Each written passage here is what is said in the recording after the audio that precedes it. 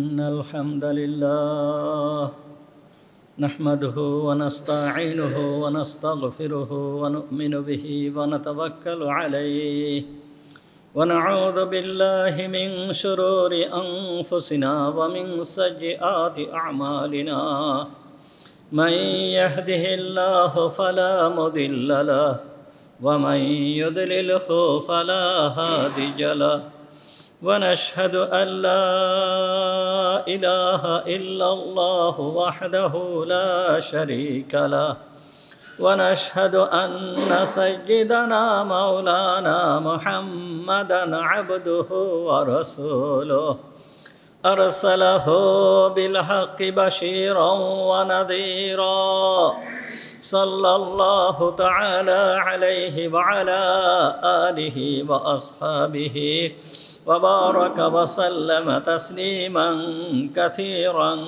كثيرا أما بعد فأعوذ بالله من الشيطان الرجيم بسم الله الرحمن الرحيم ولله على الناس حج البيت من استطاع إليه سبيلا ومن كفر فإن الله غني عن العالمين صدق الله العظيم ونحن على ذلك من الشاهدين والشاكرين اللهم صل على محمد وعلى آل محمد كما صليت على إبراهيم وعلى آل إبراهيم إنك حميد مجيد اللهم بارك على محمد وعلى آل محمد كما باركت على إبراهيم وعلى آل إبراهيم إنك حميد مجيد سبحانك لا علم لنا إلا ما علمتنا اللهم انفعنا بما علمتنا فعلمنا ما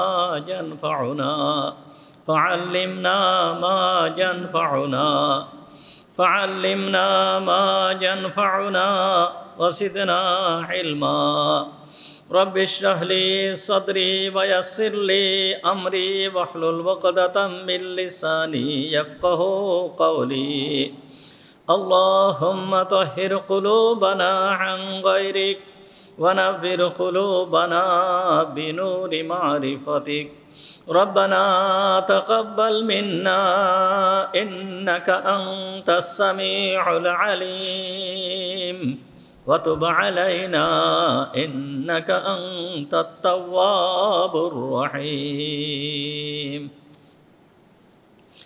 সমস্ত প্রশংসা সেই মহান রব্বুল আলামিনের জন্য যিনি আমাদেরকে আজকের এই পবিত্র জুমার দিনে জুমার নামাজ পড়তে আসার তৌফিক দান করেছেন। এই জন্য আমরা সবাই বলি আলহামদুলিল্লাহ। প্রতিটা জিনিসের এক একটা মৌসুম আছে, এক একটা সময় নির্দিষ্ট আছে। ঠিক তেমনিভাবে বিশেষ বিশেষ কিছু ইবাদত আছে, সেই ইবাদতগুলোর মৌসুমও আছে। সেই রকম ইবাদতের ভিতরের থেকে একটা ইবাদত হচ্ছে হজ, একটা ইবাদত হচ্ছে কুরবানি। সেই হজ সম্পর্কে গত জুমায় আলোচনা করা হচ্ছিল। হজের মাস চলতেছে।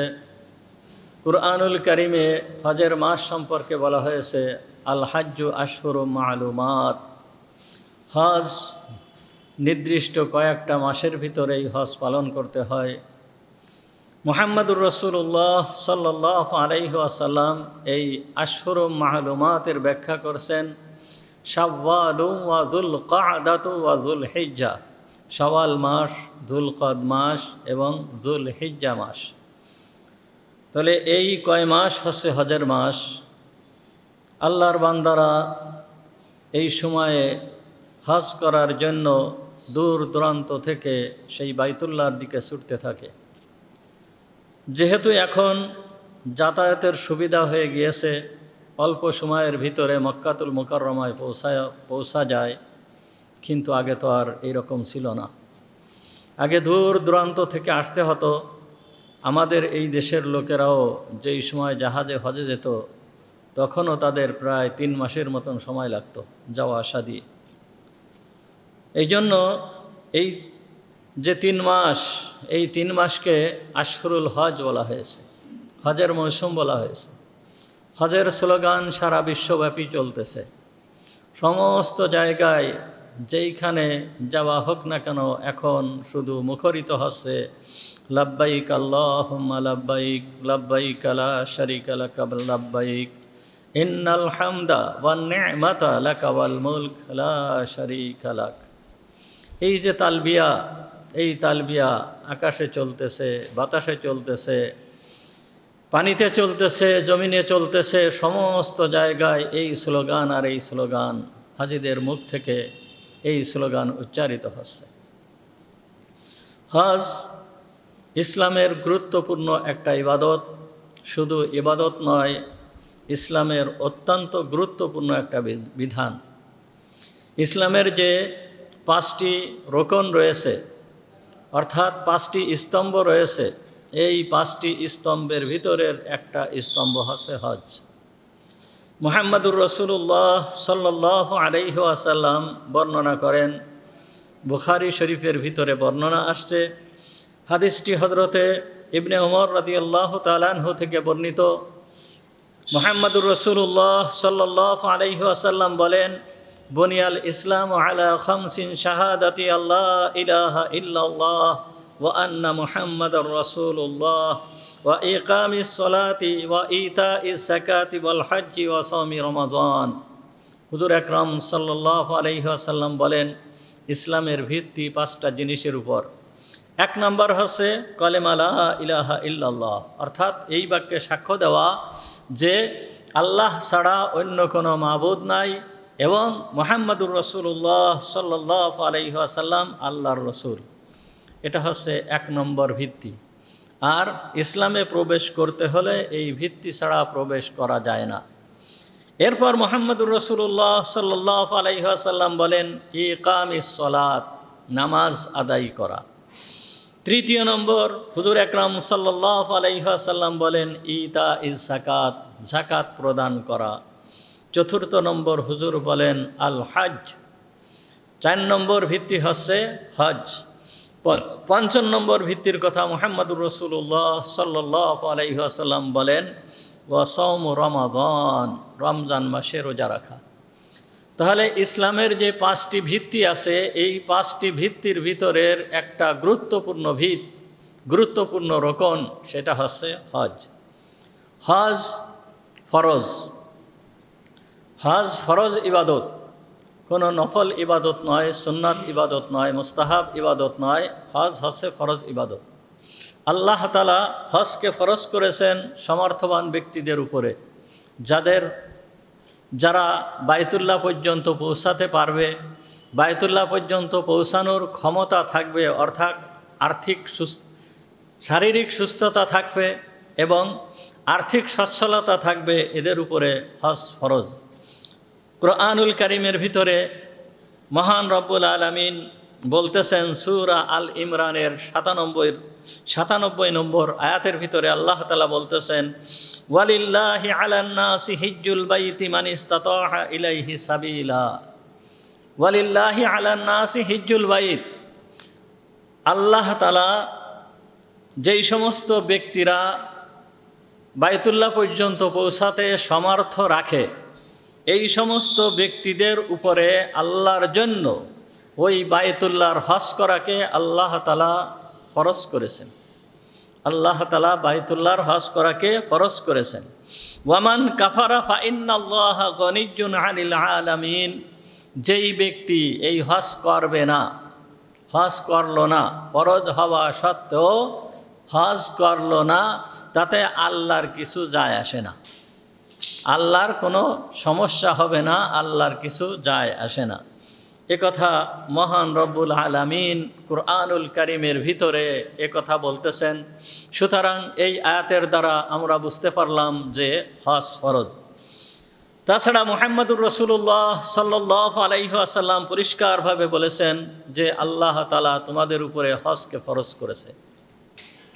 হুজুর আকরাম সাল্লাল্লাহু আলাইহি ওয়াসাল্লাম, হুজুর সাল্লাল্লাহু আলাইহি ওয়াসাল্লামের হাদিস থেকে এ কথা ভালোভাবেই জানা যায়।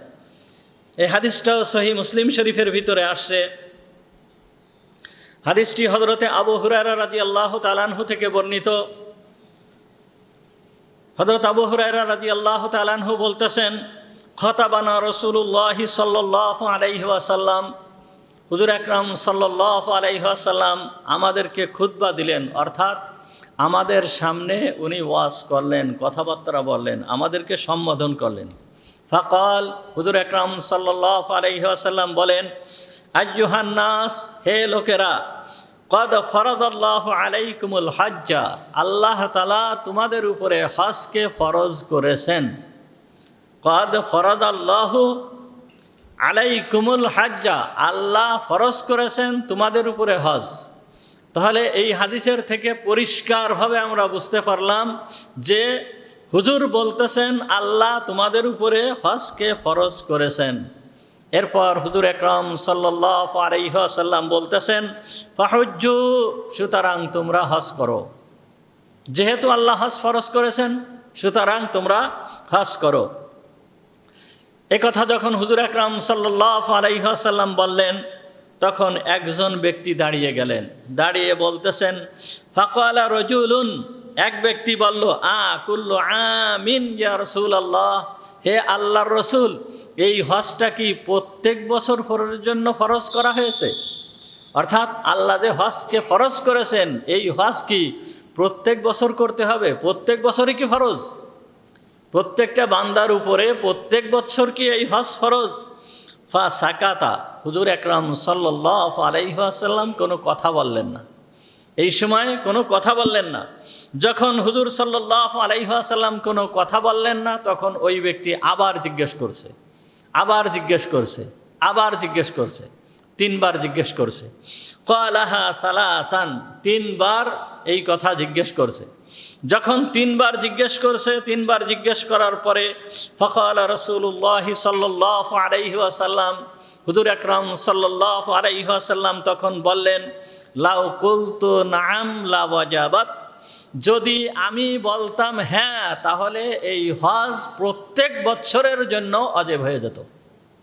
লামাস্তাতাতুম, আর তোমরা এই প্রত্যেক বছর এই হজকে পালন করতে পারতে না। তাহলে আমি যদি তোমার কথার জবাবে যদি বলতাম নাম, হ্যাঁ, তাহলে আল্লাহ তাআলা প্রত্যেক বছরের জন্য তোমাদের উপরে হজকে ফরজ করে দিতেন।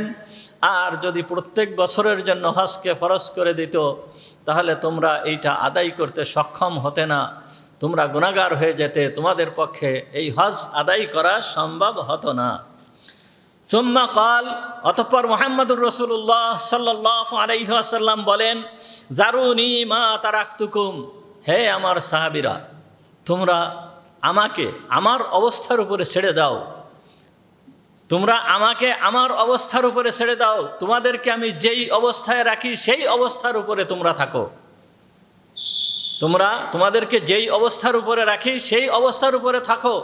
তোমাদেরকে যেই নির্দেশ দেই সেই নির্দেশ তোমরা পালন করো। অর্থাৎ বেশি প্রশ্ন করো না। এরপরে হুজুর সাল্লাল্লাহু আলাইহি ওয়াসাল্লাম বলতেছেন, ফা ইন্নামা হালাকা মান কানা ক্বাবলাকুম বিকাসরাতি সুআলিহিম, কেননা তোমাদের পূর্বের যুগে যেই সমস্ত উম্মতেরা ছিল, তারা এই নবীদেরকে অধিক প্রশ্ন করার কারণে তারা ধ্বংস হয়ে গিয়েছে। তারা নবীকে বেশি বেশি প্রশ্ন করত। নবী যখন একটা কথা বলতো, কথা বলার পরে ওই লোকেরা সে কথা মেনে না নিয়ে বিভিন্ন ধরনের প্রশ্ন করত। কিভাবে করতে হবে, এইভাবে করতে হবে না ওইভাবে করতে হবে না কি করতে হবে, এই রকম ধরনের প্রশ্ন করত। আর এই রকম প্রশ্ন করার কারণে আল্লাহর পক্ষ থেকে বিধানকে কঠিন করে দেওয়া হয়েছে, যার কারণে তারা পালন করতে পারে নাই, এই জন্য ধ্বংস হয়ে গিয়েছে। হুজুর আকরাম সাল্লাল্লাহু আলাইহি ওয়াসাল্লাম সে কথা বললেন। ফাইদা আমারতুকুম বিশাইইন, ফাআতু মিনহু, অতঃপর আমি যখন তোমাদেরকে কোনো বিষয়ে নির্দেশ দিব তখন তোমরা সেই নির্দেশকে পালন করবে, মাস্তাতাতুম, যতদূর সম্ভব। ওয়াইদা নুহিতুকুম আন শাইইন ফাদউ, আর যখন তোমাদেরকে আমি কোনো বিষয়ে নিষেধ করব, কোনো কথা বলতে নিষেধ করব, কোনো কিছু করতে নিষেধ করব, সুতরাং তোমরা সেইটিকে পরিত্যাগ করবে, সেইটি তোমরা আর করবে না। তাহলে মুহাম্মদুর রাসূলুল্লাহ সাল্লাল্লাহু আলাইহি ওয়াসাল্লামের এই হাদিস দ্বারা আমরা বুঝতে পারলাম যে হজ কি ফরজ। হজ ফরজ ইবাদত। নামাজ যেই রকম ফরজ, রোজা যেই রকম ফরজ, যাকাত যেই রকম ফরজ, হজ ও ঠিক তদ্রূপভাবে ফরজ। সুতরাং এই ফরজ ইবাদত যাদের উপরে ফরজ, তাদের এই ফরজ ইবাদত এইটাকে পালন করতেই হবে, পালন করতেই হবে। আর ফরজ হয়ে যাওয়ার পরে বিলম্ব না করা, অতি তাড়াতাড়ি করেই হজ করে ফেলা। কোনো ব্যক্তির উপরে হজ ফরজ হয়ে গিয়েছে, এখন ফরজ হওয়ার পরে সেই ব্যক্তি যেন বিলম্ব না করে, তাড়াতাড়ি করে হজ করে ফেলায়। তাহলে হজ ফরজ হওয়ার পরে বিলম্ব করা যাবে না, তাড়াতাড়ি করে করতে হবে। এটাও মুহাম্মদুর রাসূলুল্লাহ সাল্লাল্লাহু আলাইহি ওয়াসাল্লাম পরিষ্কারভাবে বলে গিয়েছেন। হাদিস আসছে মুসনাদে আহমদের ভিতরে হযরতে ইবনে আব্বাস রাদিয়াল্লাহু তাআলা আনহু থেকে বর্ণিত, ক্বালা রাসূলুল্লাহ সাল্লাল্লাহু আলাইহি ওয়াসাল্লাম তাহাজ্জালু ইলাল হজ, তোমরা জলদি করো হজ, তোমরা জলদি করো হজ, অর্থাৎ হজ ফরজ হয়ে যাওয়ার সাথে সাথেই হজ তোমরা করে ফেলো। কেন? ফাইন্না আহাদাকুম লা ইয়াদরি মা ইউরিযু লাহু, কেননা তোমাদের কোনো ব্যক্তি জানে না তার সামনে কোনো বালা মুসিবত আসতেছে কিনা, কোনো বালা মুসিবত আসতেছে কিনা কোনো ব্যক্তি জানে না। এই হাদিসের ভিতরে এতটুকু কথা মুহাম্মদুর রাসূলুল্লাহ সাল্লাল্লাহু আলাইহি ওয়াসাল্লাম বলেন। এরপরে আরও হাদিস আসে, আরেকটা হাদিসের ভিতরে মুহাম্মদুর রাসূলুল্লাহ সাল্লাল্লাহু আলাইহি ওয়াসাল্লাম আরও সুস্পষ্ট করে বর্ণনা করতেছেন। হাদিসটা সুনানে ইবনে মাজাহ শরীফের ভিতরে আসছে। এই হাদিসটাও হযরতে ইবনে আব্বাস রাদিয়াল্লাহু তাআলা আনহু থেকে বর্ণিত। মুহাম্মদুর রাসূলুল্লাহ সাল্লাল্লাহু আলাইহি ওয়াসাল্লাম বলেন, ক্বালা রাসূলুল্লাহ সাল্লাল্লাহু আলাইহি ওয়াসাল্লাম, মুহাম্মদুর রাসূলুল্লাহ সাল্লাল্লাহু আলাইহি ওয়াসাল্লাম বলেন, মান আরাদাল হাজ্জা ফালইয়াতাআজ্জাল, যেই ব্যক্তি হজ করার ইচ্ছা করলো সে যেন তাড়াতাড়ি করে, সে যেন হজকে তাড়াতাড়ি করে, বিলম্ব না করে, সে যেন অতি তাড়াতাড়ি হজকে সম্পাদন করে ফেলায়। কেন সম্পাদন করবে, কি জন্য সম্পাদন করবে? হুজুর আকরাম সাল্লাল্লাহু আলাইহি ওয়াসাল্লাম বলতেছেন, ফাইন্নাহু ক্বাদ ইয়ামরাজুল মারিজ, কেননা মানুষ সাধারণত অসুস্থ হয়ে যেতে পারে, মানুষ সাধারণত অসুস্থ হয়ে যায়। কোনো ব্যক্তি সুস্থ আছে, তার উপরে হজ ফরজ, কিন্তু হজ করলো না, কিন্তু পরবর্তীতে সে কি হয়ে গিয়েছে? অসুস্থ হয়ে গিয়েছে। যখন অসুস্থ হয়ে গিয়েছে, অসুস্থ হয়ে যাওয়ার কারণে, ওই অসুস্থতার কারণে ওই ব্যক্তির যে হজ ফরজ হয়েছিল, এই ফরজ কিন্তু বাদ যাবে না, ওর উপরে ওই ফরজ ওইটাই থেকে যাবে।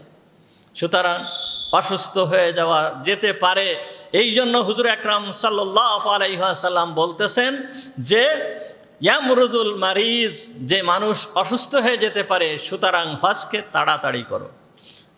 দ্বিতীয় নম্বর, হুজুর আকরাম সাল্লাল্লাহু আলাইহি ওয়াসাল্লাম বলেন, ওয়া তাযিল্লু দাল্লাহ, তোমার যে সামর্থ্য আছে, তুমি যে টাকা পয়সা জোগাড় করেছো, এমনও হতে পারে এই টাকা পয়সা ধ্বংস হয়ে যেতে পারে, শেষ হয়ে যেতে পারে, চুরি হয়ে গেল, ডাকাতে নিয়ে গেল, আগুনে পুড়ে গেল, বিভিন্ন ধরনের সমস্যার সম্মুখীন হতে পারে, এই অর্থ শেষ হয়ে যেতে পারে। সুতরাং হজ ফরজ হয়ে যাওয়ার পরে যেই ব্যক্তি হজ করলো না, ওই সমস্যার সম্মুখীন হওয়ার কারণে তার থেকে হজ রহিত হয়ে যাবে না, ওই ব্যক্তির উপরে হজ ফরজ থেকেই যাবে।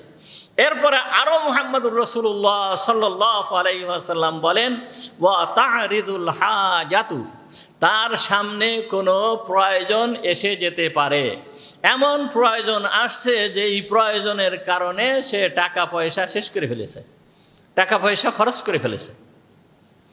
তাহলে হুজুর আকরাম সাল্লাল্লাহু আলাইহি ওয়াসাল্লাম কত বিস্তারিতভাবে স্পষ্ট করে বুঝাই দিয়েছেন যে অসুস্থ হয়ে যেতে পারে, টাকা পয়সা ধ্বংস হয়ে যেতে পারে, অথবা কোনো প্রয়োজন সামনে এসে পড়তে পারে।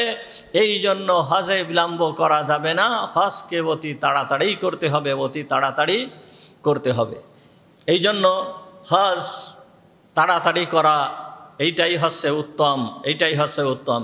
কিন্তু আমরা দেখি যেই সমস্ত ব্যক্তিরা হজ করতে চায় তাদের সামনে যত প্রকার কাজ আছে, সমস্ত কাজকে শেষ করার পরে একেবারে যেই সময় বৃদ্ধ হয়ে যায়, চলার মতন শক্তি থাকে না, সেই সময়ে আমরা হজে যাই। আসলে হজ করার নিয়ম ওইটা না। হজ করতে হবে একেবারে ফরজ হওয়ার সাথে সাথেই, শক্তি সামর্থ্য থাকার সাথে সাথেই হজ করতে হবে। যদি কোনো ব্যক্তি হজ না করে তাহলে সেই ব্যক্তির কি সমস্যা, সেই ব্যক্তির কি হবে? মুহাম্মদুর রাসূলুল্লাহ সাল্লাল্লাহু আলাইহি ওয়াসাল্লাম সেই সম্পর্কে উম্মতকে সতর্ক করেছেন এবং আল্লাহ তাআলাও বলেছেন যে হজ না করলে তার কি হবে। পূর্বেই আলোচনা করা হয়েছে। ওই আয়াতের ভিতরে আল্লাহ তাআলা বলতেছেন, ওয়ামান কাফারা ফা ইন্নাল্লাহা গনিয়্যুন আনিল আলামিন। যেই ব্যক্তি হজ করলো না, হজ করা থেকে বিরত থাকলো, ফরজ হয়ে যাওয়ার পরে হজ করা থেকে যেই ব্যক্তি বিরত থাকলো, ফা ইন্নাল্লাহা গনিয়্যুন আনিল আলামিন। আল্লাহ তাআলার এতে কিছু যায় আসে না। আল্লাহ সমগ্র দুনিয়া থেকে অমুখাপেক্ষী। আল্লাহ তাআলা সমগ্র দুনিয়াও যদি তার বিপরীতে চলে যায়, এতে আল্লাহর কিছু যায় আসে না, আল্লাহর কোনো সমস্যা হবে না। সুতরাং তুমি যদি হজ না করো তাহলে আল্লাহর কোনো কিছু যায় আসে না, আল্লাহর কোনো পরোয়া নেই। তুমি হজ করবা না, এর দায়ভার সম্পূর্ণ তোমার উপরে, যত পাপ সম্পূর্ণ তোমার উপরে, এতে আল্লাহর কিছু যায় আসে না। এই কথা আল্লাহ তাআলা বলতেছেন।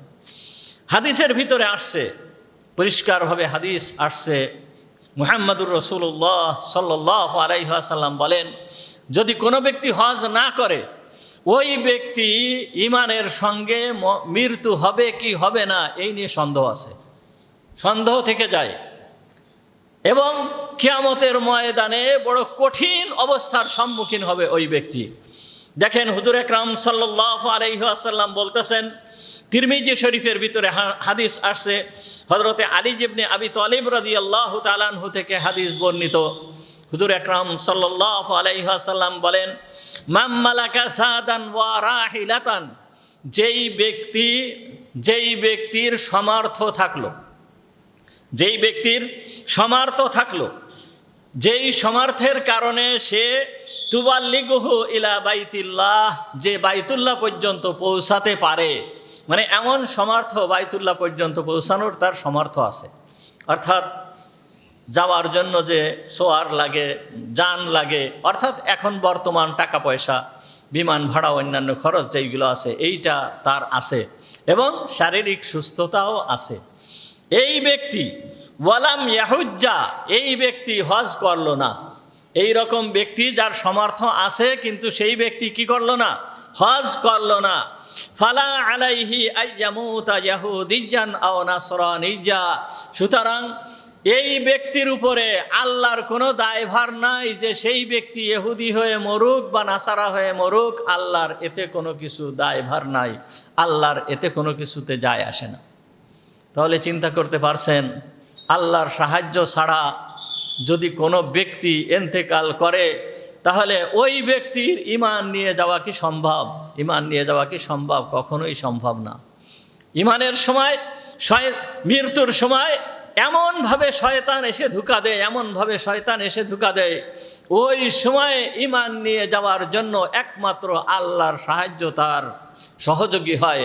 আর এই আল্লাহর সাহায্য যদি না পাওয়া যায় এই সময়ে ঈমান নিয়ে যাওয়া বড় কঠিন হয়ে পড়ে, বড় কঠিন হয়ে পড়ে। মৃত্যুর যন্ত্রণা বড় কঠিন, মৃত্যুর যন্ত্রণা বড় কঠিন, অত্যন্ত কঠিন। মুহাম্মদুর রাসূলুল্লাহ সাল্লাল্লাহু আলাইহি ওয়াসাল্লাম তাই মৃত্যুর সময়ে যে অবস্থা হুজুরের সৃষ্টি হয়েছিল, হুজুর আকরাম সাল্লাল্লাহু আলাইহি ওয়াসাল্লাম ওই সময়ে বলেছিল, ইন্না লিল মাউতি লাসাকারাত, অবশ্যই মৃত্যুর জন্য রয়েছে যন্ত্রণা, মৃত্যুর জন্য রয়েছে যন্ত্রণা। এই মৃত্যুর যন্ত্রণার সময়, এই সময়ে সে শয়তান এসে ধোঁকা দেয়, শয়তান এসে বিভিন্নভাবে ঈমান নিয়ে যাওয়ার জন্য সে আক্রমণ চালায় তার দলবল নিয়ে। এই সময়ে একমাত্র ঈমান নিয়ে যেতে পারে কারা? যাদের প্রতি আল্লাহর সাহায্য আছে, আল্লাহ যাদের উপরে সাহায্য করেন তারাই ঈমান নিয়ে যেতে পারে। আর যেই ব্যক্তি হজ করলো না, হুজুর আকরাম সাল্লাল্লাহু আলাইহি ওয়াসাল্লাম পরিষ্কার বলতেছেন, ফালা আলাইহি আইয়ামুতা ইয়াহুদিয়ান আও নাসরানিয়্যা, এতে আল্লাহর কোনো পরোয়া নেই, আল্লাহর কোনো কিছু যায় আসে না যে সে ইহুদি হয়ে মরুক আর নাসারা হয়ে মরুক। যেই ব্যক্তি হজ না করলো, মুহাম্মদুর রাসূলুল্লাহ সাল্লাল্লাহু আলাইহি ওয়াসাল্লাম বলতেছেন ওই ব্যক্তি আল্লাহর কোনো দায়ভার নাই যে ওই ব্যক্তি ইহুদি হয়ে মরুক বা নাসারা হয়ে মরুক। তাহলে মৃত্যুর সময়ের কথা, কিয়ামতের ময়দানে মুহাম্মদুর রাসূলুল্লাহ সাল্লাল্লাহু আলাইহি ওয়াসাল্লামের সুপারিশ পাওয়া যাবে না, হুজুর সাল্লাল্লাহু আলাইহি ওয়াসাল্লামের সুপারিশ পাওয়া যাবে না। আর কিয়ামতের ময়দান এমনই একটা ময়দান যেইখানে মুহাম্মদুর রাসূলুল্লাহ সাল্লাল্লাহু আলাইহি ওয়াসাল্লামের সুপারিশ ব্যতীত কোনো ব্যক্তি এক পাও অগ্রসর হতে পারবে না। আপনাদেরকে হাদিস শোনানো হয়েছে যে কিয়ামতের ময়দানে এমন অবস্থা হবে যে নবীরা পর্যন্ত সবাই বলতে থাকবে, সমস্ত নবীরা বলতে থাকবে নাফসি নাফসি, আমার কি হবে, আমার কি হবে, এই একই বাক্য বলতে থাকবে নবীরা পর্যন্ত নাফসি নাফসি বলতে থাকবে। শুধুমাত্র মুহাম্মদুর রাসূলুল্লাহ সাল্লাল্লাহু আলাইহি ওয়াসাল্লাম উম্মতের জন্য ছুটাছুটি করতে থাকবে, উনি বলতে থাকবে উম্মতি উম্মতি উম্মতি উম্মতি। একথা শুধুমাত্র মুহাম্মদুর রাসূলুল্লাহ সাল্লাল্লাহু আলাইহি ওয়াসাল্লাম বলতে থাকবে।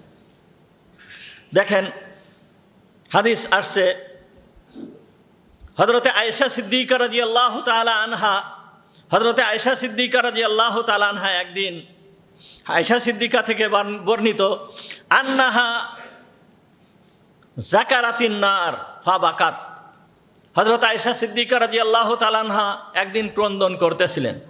ক্রন্দন যখন করতেছেন, ক্রন্দন করা দেখে ফাকালা রাসূলুল্লাহ সাল্লাল্লাহু আলাইহি ওয়াসাল্লাম মা ইউবকিক, হে আয়েশা তোমাকে কোন জিনিসে কাঁদাচ্ছে, অর্থাৎ তুমি ক্রন্দন করতেছো কেন, তুমি কি জন্য ক্রন্দন করতেছো? ক্বালাত, হযরত আয়েশা সিদ্দিকা রাদিয়াল্লাহু তাআলা আনহা বলেন, যাকারতুন নার ফাবাকাইতু, আমি দোজখের কথা স্মরণ হয়েছে এই জন্য আমি ক্রন্দন করতেছি। মুহাম্মদুর রাসূলুল্লাহ সাল্লাল্লাহু আলাইহি ওয়াসাল্লামের স্ত্রী, পৃথিবীর ভিতরে সর্বশ্রেষ্ঠ মহিলা, পৃথিবীর ভিতরে যত মহিলা আছে সমস্ত মহিলাদের ভিতরে সর্বশ্রেষ্ঠ মহিলা।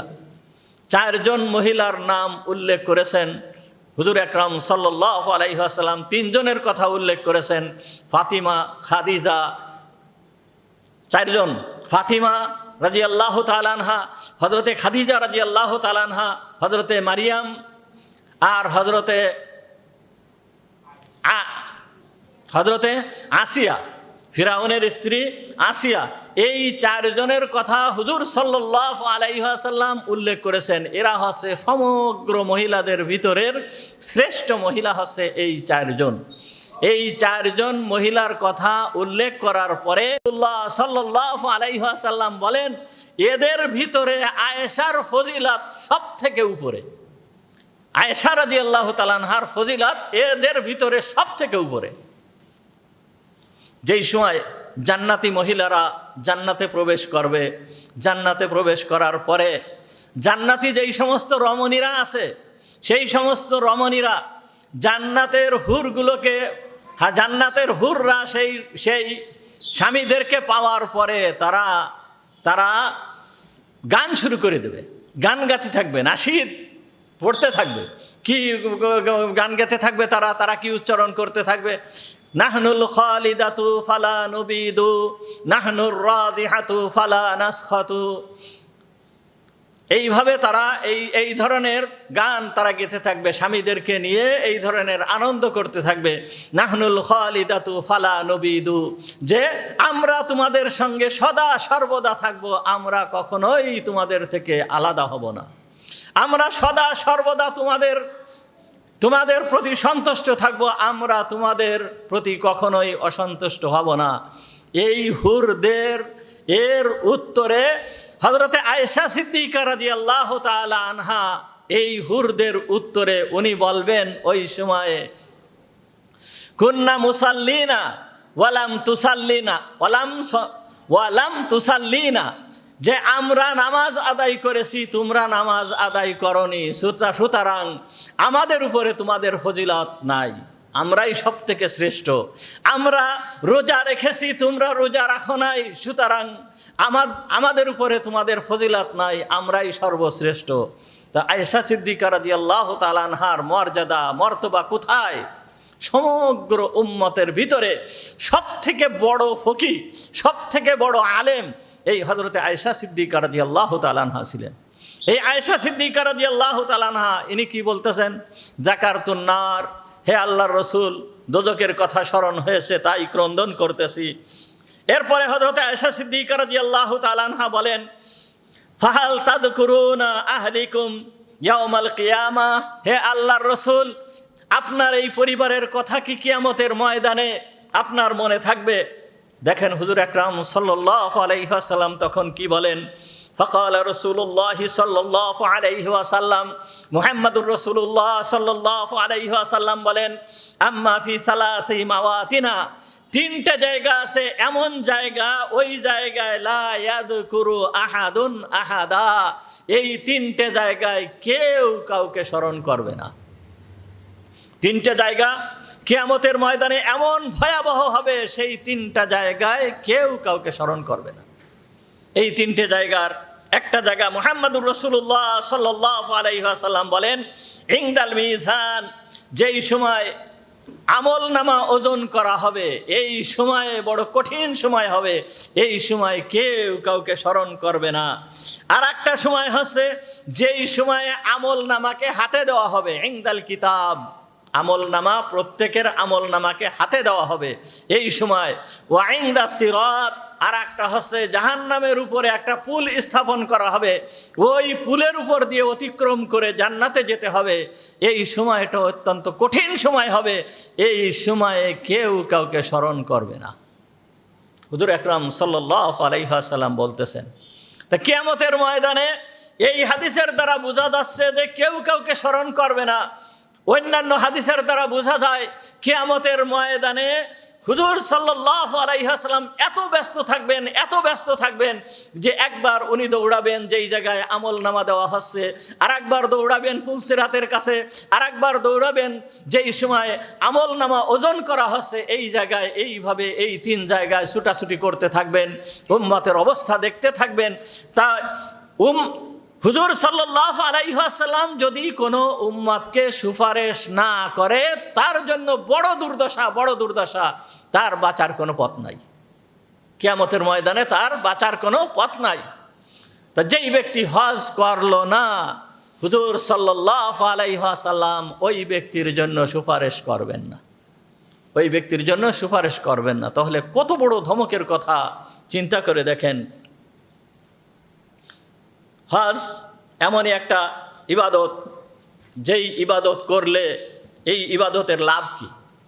হজ সব থেকে শ্রেষ্ঠতম আমল হচ্ছে হজ। যত আমল আছে সমস্ত আমলের ভিতরে শ্রেষ্ঠতম আমল হচ্ছে হজ। হযরত আবু হুরায়রা রাদিয়াল্লাহু তাআলা আনহু থেকে হাদিস বর্ণিত, সহিহ বুখারী শরীফের ভিতরে হাদিস আসছে, আন্না রাসূলুল্লাহ সাল্লাল্লাহু আলাইহি ওয়াসাল্লাম সুইলা আইয়ুল আমালি আফজাল, হুজুর সাল্লাল্লাহু আলাইহি ওয়াসাল্লামের কাছে জিজ্ঞেস করা হলো যে কোন আমলটা সব থেকে উত্তম। মুহাম্মদুর রাসূলুল্লাহ সাল্লাল্লাহু আলাইহি ওয়াসাল্লাম বলেন, ঈমানু বিল্লাহি ওয়া রাসূলিহি, এক নম্বর হচ্ছে আল্লাহ আর আল্লাহর রাসূলের উপরে ঈমান আনা। তা আল্লাহ আর আল্লাহর রাসূলের উপরে ঈমান আনা ছাড়া কোনো ব্যক্তি তো মুসলমানই হতে পারে না। দ্বিতীয় নম্বর হুজুর বললেন, কিল সুম্মা মাজা, হে আল্লাহর রাসূল, এরপরে শ্রেষ্ঠতম আমল কোনটা? হুজুর আকরাম সাল্লাল্লাহু আলাইহি ওয়াসাল্লাম বলেন, আল জিহাদু ফি সাবিলিল্লাহ, আল্লাহর রাস্তায় জিহাদ করা। যেই ব্যক্তি আল্লাহর রাস্তায় জিহাদ করবে, এই ব্যক্তি সব থেকে শ্রেষ্ঠতম আমল করলো, এই আমলের তুলনা আর কোনো কিছুর সাথে হবে না। কিল তখন হুজুর আকরাম সাল্লাল্লাহু আলাইহি ওয়াসাল্লামকে আবার জিজ্ঞেস করা হলো, সুম্মা মাযা, হে আল্লাহর রাসূল এরপরে কোন আমল? হুজুর আকরাম সাল্লাল্লাহু আলাইহি ওয়াসাল্লাম বলেন, আল হজ্জুল মাবরুর, হজ্জে মাবরুর। অর্থাৎ আল্লাহ তাআলা যেই হজ কবুল করেছেন এই হজ হচ্ছে সবথেকে শ্রেষ্ঠতম আমল। এমনকি এক হাদিসের ভিতরে আসছে যে এই হজটা হচ্ছে জিহাদের থেকেও শ্রেষ্ঠ আমল। জিহাদের থেকেও শ্রেষ্ঠ আমল হচ্ছে হজ। এটা হচ্ছে মহিলাদের ক্ষেত্রে। এটা কাদের ক্ষেত্রে? মহিলাদের ক্ষেত্রে। এই হাদিসের ভিতরে হযরতে আয়েশা সিদ্দিকা রাদিয়াল্লাহু তাআলা আনহা, উম্মুল মুমিনিন হযরতে আয়েশা সিদ্দিকা রাদিয়াল্লাহু তাআলা আনহা হুজুর আকরাম সাল্লাল্লাহু আলাইহি ওয়াসাল্লামের কাছে জিজ্ঞেস করলেন। এটাও বুখারী শরীফের ভিতরে আসছে।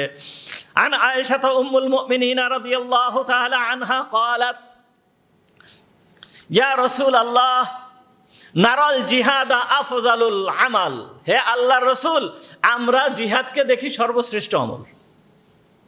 মানুষেরা, পুরুষেরা জিহাদ করতে যায়, আমরা তো জিহাদকে সর্বশ্রেষ্ঠ আমল দেখি। জিহাদ সর্বশ্রেষ্ঠ আমল।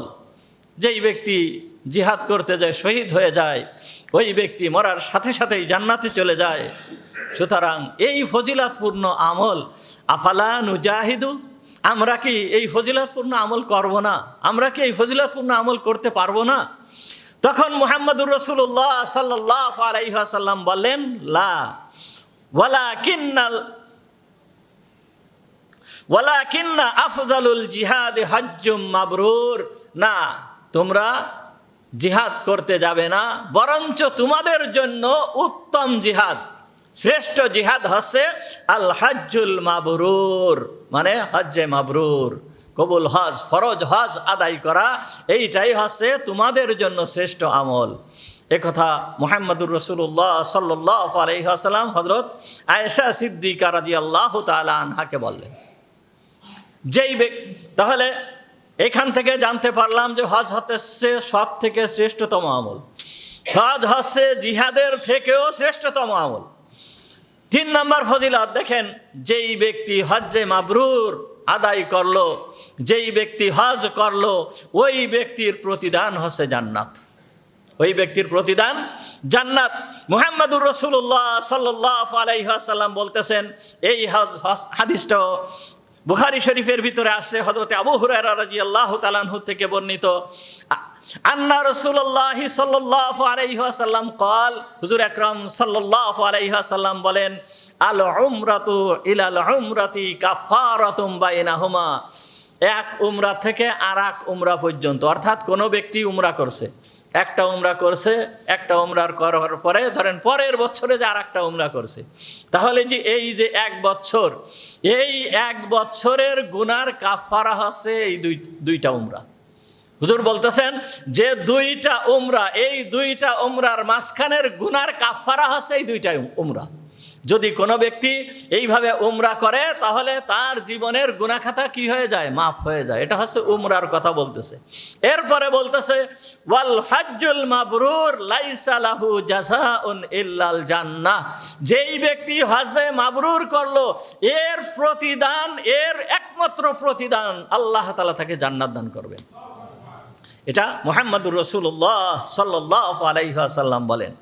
তাছাড়া যেই ব্যক্তি হজ করলো, এই ব্যক্তিকে আল্লাহ তাআলা ক্ষমা করে দেন।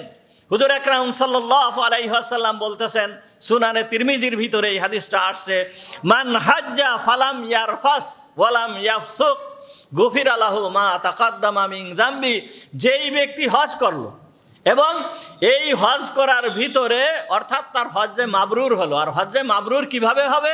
যে লাম ইয়ারফাস ওয়ালাম ইয়াফসুক, সে কোনো গুনার কাজ করে নাই, অশ্লীল কোনো কাজ এই হজের ভিতরে করে নাই।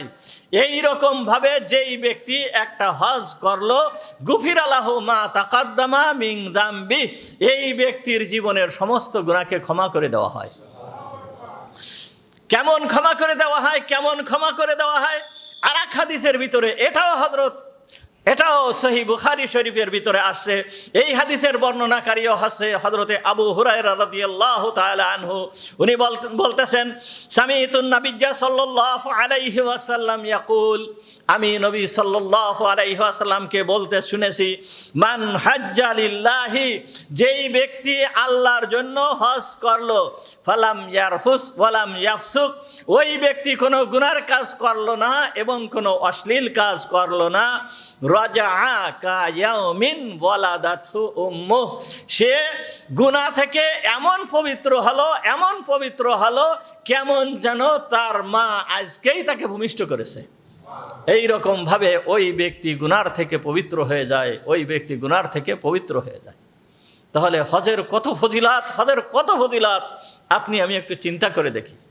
আর একটা ফজিলাতের কথা বলতেছি, সেইটা হচ্ছে দুনিয়ার দিকের ফজিলাত। সেইটা হচ্ছে কি, দুনিয়ার দিকের ফজিলাত কোনো যুক্তিতে ধরবে না। বিজ্ঞান এটাকে মেনে নেয় না। এই যে ফজিলাতের কথা এখানে আসছে, যে যত বেশি হজ উমরা করবে সে তত বড় ধনী হবে। আল্লাহ তাআলা তাকে তত বেশি ধনী বানায় দেবেন। আল্লাহ তাআলা ওই ব্যক্তির দরিদ্রতাকে দূর করে দেবেন। কি আপনার আমার আকলে ধরে, যুক্তিতে ধরে? একটা হজ করতে লাগতেছে এখন বর্তমান কত, 7,000 টাকা, 7 লক্ষ টাকা, কমপক্ষে 7 লক্ষ টাকা লাগতেছে। এই বছর 7 লক্ষ টাকা দিয়ে হজ করলো, আগামী বছর আবার 7 লক্ষ টাকা দিয়ে হজ করলো, আগামী বছর আবার 7 লক্ষ টাকা দিয়ে হজ করলো। প্রত্যেক বছর এইভাবে সে টাকা খরচ করে যাচ্ছে। এর ভিতরে যদি উমরা করে তাহলে উমরার ভিতরেও প্রায় 2 লক্ষ টাকার মতন খরচ হবে। তো এইভাবে টাকা খরচ করে যাচ্ছে। তো এইভাবে টাকা খরচ করতে থাকলে ও তো টাকা খরচ হতে দরিদ্র হয়ে যাওয়ার কথা। কিন্তু কেন দরিদ্র হবে না, বরঞ্চ আল্লাহ তাআলা ওকে বেশি ধনী করে দেবেন। কেন দেখেন, 1 নম্বর কথা হচ্ছে যে আল্লাহর রাস্তায় যেই অর্থটা ব্যয় করা হয়, এই অর্থটা ওই ব্যক্তির থেকে কম হয়ে যায় না। মা নাকাসা সাদাকাতুন মিন মালিন, মানে কোনো সদকা এইটা তার মালকে কমায় দেয় না। কোনো ব্যক্তি যদি দান করে, আল্লাহর রাস্তায় দান করে, আল্লাহর রাস্তায় খরচ করে, এই খরচ করার কারণে ওই ব্যক্তির এই নগদ অর্থ এইটা কমে যায় না। যদিও দেখা যায় যে কমে যাচ্ছে, কিন্তু আসলে এইটা কম হচ্ছে না।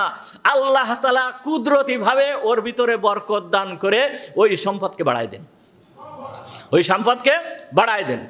এই হাদিসের ভিতরে মুহাম্মদুর রাসূলুল্লাহ সাল্লাল্লাহু আলাইহি ওয়াসাল্লাম কি বলতেছে দেখেন। এই হাদিসটাও আসছে সুনানে ইবনে মাজার ভিতরে, সহিহ হাদিসের কিতাব। হযরতে ওমর রাদিয়াল্লাহু তাআলা আনহু থেকে বর্ণিত, মুহাম্মদুর রাসূলুল্লাহ সাল্লাল্লাহু আলাইহি ওয়াসাল্লাম বলেন, তাবিউ বাইনাল হজ্জি ওয়াল উমরাহ, তোমরা হজ আর উমরা করতে থাকো, বারবার তোমরা হজ আর উমরা করতে থাকো। ফাইনাল মুতাবিআতা বাইনাহুমা, কেননা এই হজ আর উমরা বারবার করতে থাকা, এর ভিতরে লাভ কি? এর ভিতরে দুইটা লাভ আছে। দুইটা লাভ কি?